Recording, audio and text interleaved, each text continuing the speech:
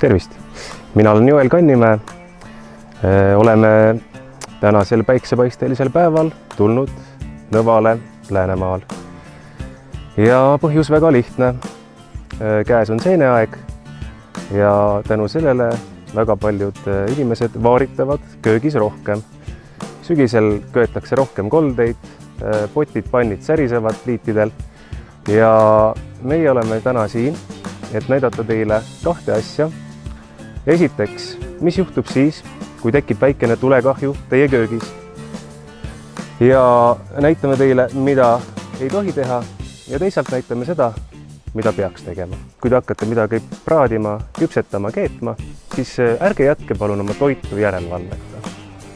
Kõige lihtsam on panni kustutada, muidugi põlevat panni kustutada või talle peale asetada gaas. Tuli õhku ei saa ja kustub. Aga kui kaant ei ole käepärast, on abiks tulekustutustekk.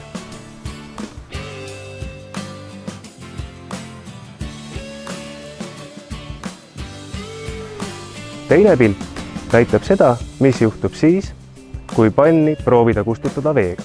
Selle juures on abiks meil Nõva vabatahtlik päästekomando. Seda kodus järgi ärge tehke.